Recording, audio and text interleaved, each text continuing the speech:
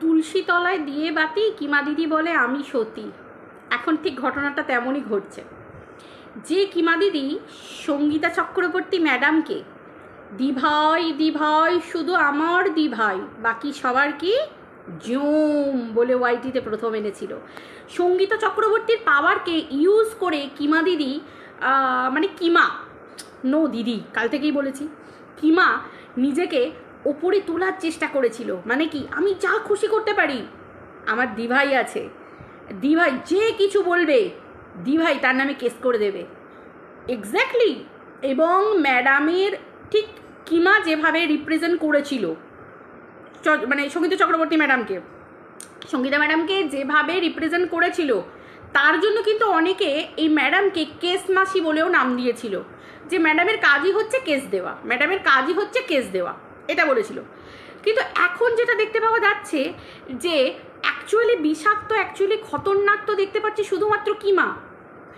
সঙ্গীতা চক্রবর্তী যদি যদি বাচ্চার বাবার এই যে এখন কিমা যেগুলোকে বলছে বাচ্চার বাবা এই করেছে ওই করেছে এই করেছে ওই করেছে, যে সময় সঙ্গীতা চক্রবর্তী এসেছে, সঙ্গীতা চক্রবর্তী তো অনেক পরে এসেছেন, ওই ম্যাডাম অনেক পরে এসেছে। আগে যে গুল খিলিয়েছে, আগে যে ঘটনা ঘটিয়েছে, ব্যাক কার্ডে নিয়ে গেছে, কে গেছে? আমাদের কিমা গেছে, তাই তো? তো তোমরা বলো, আমরা তো ভিডিওর মাধ্যমে বাচ্চার বাবাকে দেখিনি কিমার বাড়িতে যেতে, তাহলে ব্যাক গার্ডে নিয়ে কে প্রথম বাচ্চার বাবার বাড়িতে গেছিল? কিমা গিয়েছিল। আজকে সঙ্গীতা ম্যাডামকে সামনে এনে যে পাওয়ার দেখিয়েছিল এবং অন্যদেরকে শেষ করার যে চক্রান্ত করেছিল, আমরা সবাই জানি সঞ্জয় তাকে শেষ করার চক্রান্ত করেছিল। মাতালের নিয়ে কোনো কিছু বলবো না, কারণ মাতাল নোংরা, মাতাল নোংরামি করেছে, ওর জন্য যা সাজা হবার ও তাই সাজা পাবে। যদি সেগুলো আইন বিরুদ্ধ কাজ হয়ে থাকে তো অবশ্যই অবশ্যই তার সাজা পাবে। এবং মাতাল যেভাবে নোংরামো করেছে সেটা যে চ্যানেলের বিরুদ্ধে করেছে তারাও স্টেপ নিয়েছে, ঠিক আছে হলো। এইবার হচ্ছে সঞ্জয় দাকে উপড়ে ফেলার জন্য, কেন না কিমার ভিতরকার সত্যিগুলো সঞ্জয় দা নিয়ে চলে আসছিল। এবং ভিতরকারের এই যে সিন্ডিকেট রহস্য এখন যে কথাগুলো শুনতে পাওয়া যাচ্ছে, আরে বাবা এখন কেন, আমরা তো কিমার ভিডিও থেকেই জেনেছি, কিমাই তো ভিডিওতে বলেছে তোমরা বাচ্চার বাবাকে বাঁচাও, বাচ্চার বাবাকে বাঁচাও। ভাই কি হয়েছে? কোনো দুরারোগ্য রোগ হয়েছে? ব্লাড দিতে হবে? হসপিটালাইজড হয়েছে, মানে ভালো কোনো হসপিটালে রেফার করতে হবে না নার্সিংহোমে রেফার করতে হবে? কী হয়েছে ভাই? বউ পালিয়েছে, বউকে তাড়িয়েছে, বউকে বদনাম দিয়ে কলঙ্ক দিয়ে তাড়িয়েছে, পরিষ্কার কথা।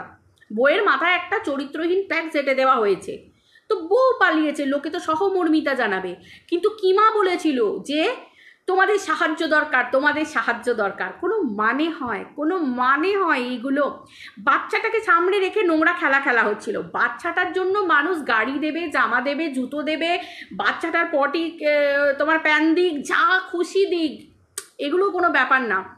কিন্তু ভাই এত লাখ লাখ টাকা, এত হাজার হাজার টাকা, এত লাখো লাখো যে সিন্ডিকেট রহস্য, যে ঘটনাগুলো আজকে ধরা পড়ছে, সেগুলো তো কিমা নিজেই বলেছিল যে সবাই ভালোবেসে দিচ্ছে।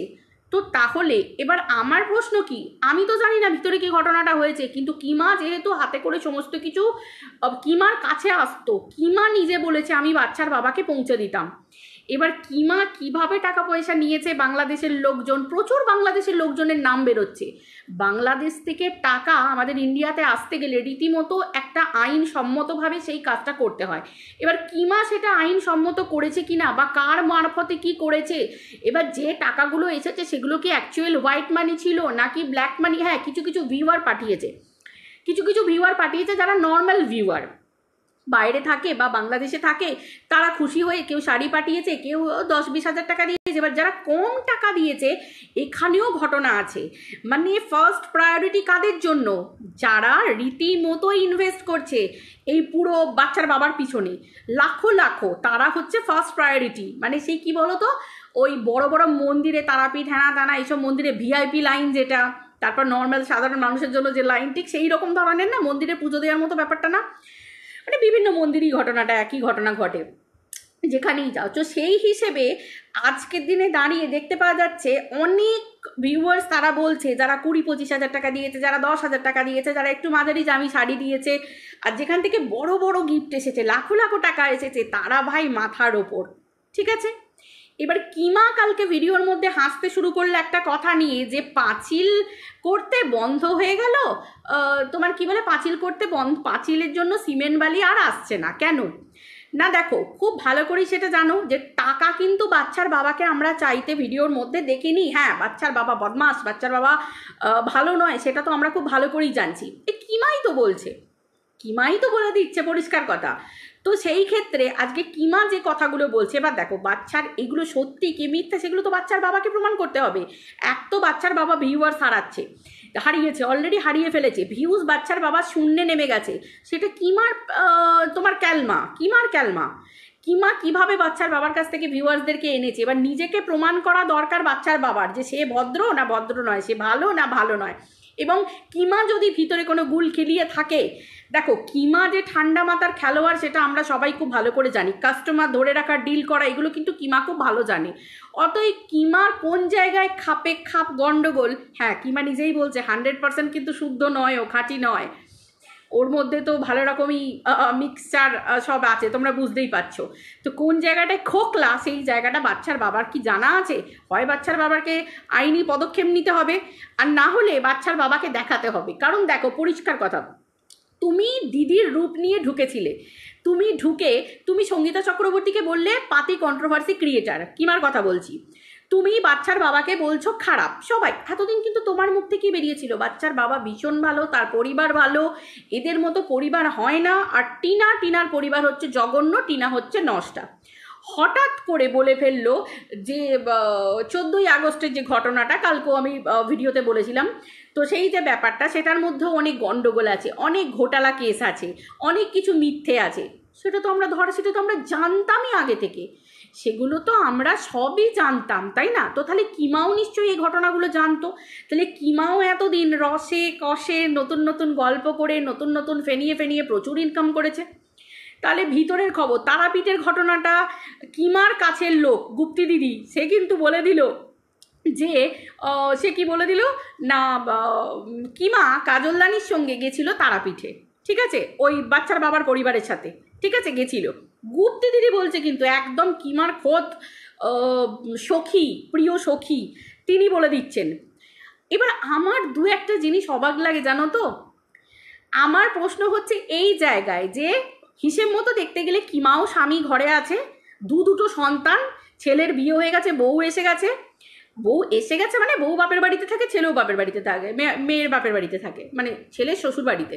মেয়ের বিয়ের বয়স হয়ে গেছে, ঠিক আছে, ছেলে মেয়ে নিয়ে আমি কোনো কথা বলছি না, সন্তান নিয়ে কোনো রকম কোনো কথা নয়, ছেলে মেয়ে খুবই ভালো খুবই শোনা, সেটা নিয়ে না।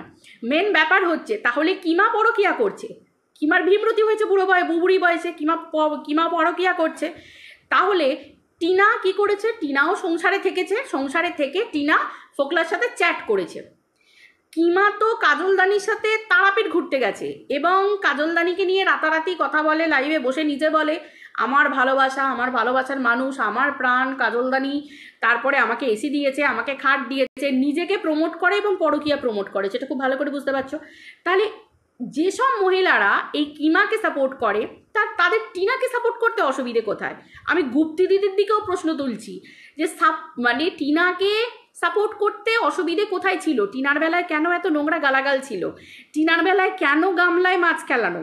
টিনার বেলায় কেন নোংরা ভাষা? কিসের জন্য?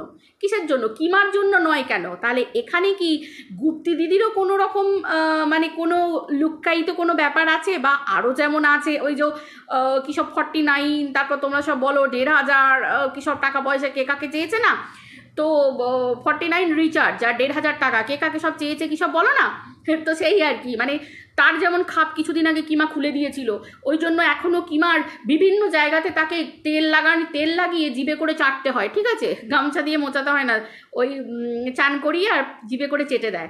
তো সেই জন্য আর কি, মানে কিমা খাপ খুলে দিয়েছিল, আবার হাতে পায়ে ধরতে হয়েছে, ভিডিও কি বলে ডিলিট করতে হয়েছে বা প্রাইভেট করতে হয়েছে, হাত জোর করে ক্ষমা চাইতে হয়েছে, হাউ করে কাঁদতে হয়েছে। তো সেই রকম কি এই কিমা কি কারুর মানে আসল সত্যিগুলো জানে যে কিমাকে তেল লাগিয়ে চলতে হবে? হিসেব মতো দেখতে গেলে তো বাচ্চার বাবা মুখ খুলছে, এখনো পর্যন্ত মুখ খুলছে, বাচ্চার বাবা অনেক কিছু বলছে, তাই না? তো সেই ক্ষেত্রে পরকীয়াকে সাপোর্ট করি না, এই গুপ্তি দিদি বলেছিল না, পরকীয়াকে সাপোর্ট করি না, কিমার পরকীয়াটাকে সাপোর্ট করি না, কিন্তু পরকীয়াকারীকে সাপোর্ট করি। আমারও প্রশ্ন সেটাই, যে টিনা পরকীয়া করেছে সেটাকে সাপোর্ট করার দরকার ছিল না। কে বলেছে টিনার পরকীয়াকে সাপোর্ট করতে? টিনার পরকীয়াকে তো আমিও সাপোর্ট করি না। ফোকলার মতো লোক, থুক, এরকম ঘেন্না একটা। তো সেই ক্ষেত্রে টিনাকে সাপোর্ট করতে দোষটা কোথায় ছিল? বা টিনাকে পছন্দ করাটাই ভুলটা কি, মানে কোন জায়গায় এলো?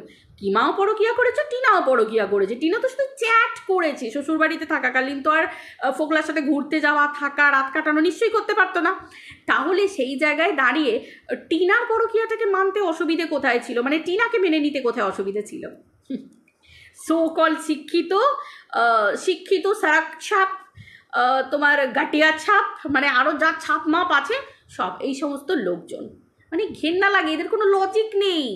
এরা শুধু কাঁই কাঁই করে বলতে বসে পড়ে। আর ওই আমরা আপডেটেড হয়েছি, আমরা আগের থেকে অনেক নিজেদেরকে আপডেটেড করেছি, আমরা অনেক আপ টু ডেট হয়ে গেছি। ভাই কি অবস্থা, যেন মনে হবে কোনো মেশিন যন্ত্রপাতি সেগুলোকে আপডেট করানো হচ্ছে, যেন মনে হবে কোনো সফটওয়্যার তাকে আপডেট করে যাচ্ছে তাই। হ্যাঁ, মানে মানুষের একটা কথা বলারও একটা লজিক থাকে, নর্মাল একটা লজিক, ন্যূনতম একটা লজিক থাকে, সেটুকুও নেই।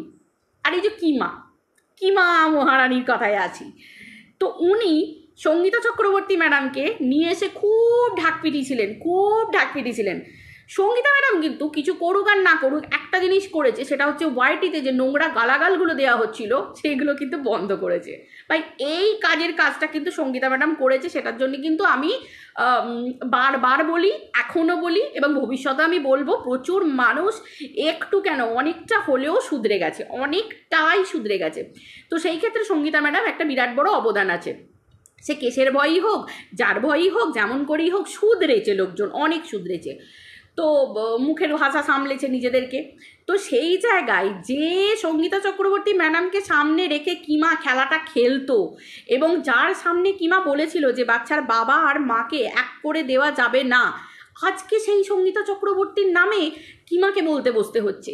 হিসেবগুলো দেখো তুমি, বাচ্চার বাবার নিয়ে সার্টিফিকেট কিন্তু কিমা দিয়েছিল। আজকে হাজার হাজার লোক কিমাকে ভালোবাসে কেন? বাচ্চার বাবার নামে ভালো সার্টিফিকেট দিয়েছিল। এবং টিনার পরিবার খারাপ এবং বাচ্চার বাবার পরিবার ভীষণ ভালো। বাচ্চার বাবার পরিবার অত্যাচারিত হয়েছে টিনার দ্বারা, এবং টিনা এদেরকে ফাঁসিয়েছে। টিনার মতো একটা নোংরা মেয়ে গিয়ে এদের সংসারটাকে ভেঙে দিয়েছে।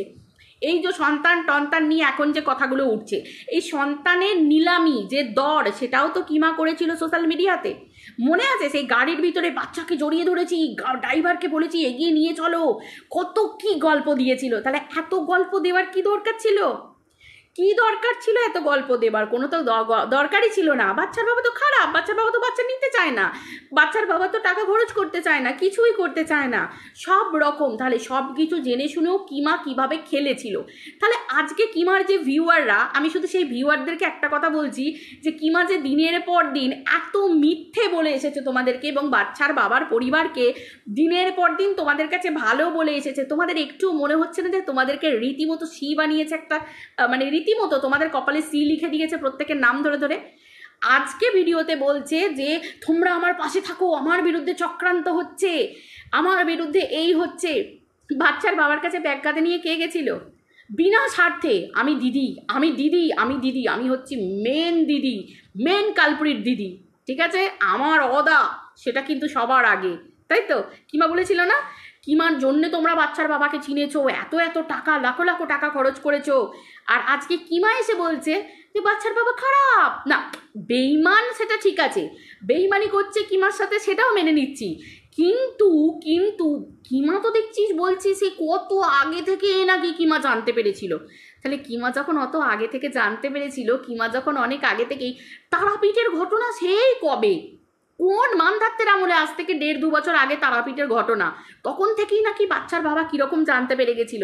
তাহলে তারপরেও 2 বছর ধরে, টানা 1.5 বছর 2 বছর টিনার পিন্ডি চটকে, পরিবারের পিন্ডি চটকে, বাচ্চার বাবাকে ওপরে তুলে নিজে যে ভিউজ কামিয়ে গেল, লাইভের উপর লাইভ, ভিডিওর উপর ভিডিও, তাহলে পাবলিককে কিমা সি বানালো না?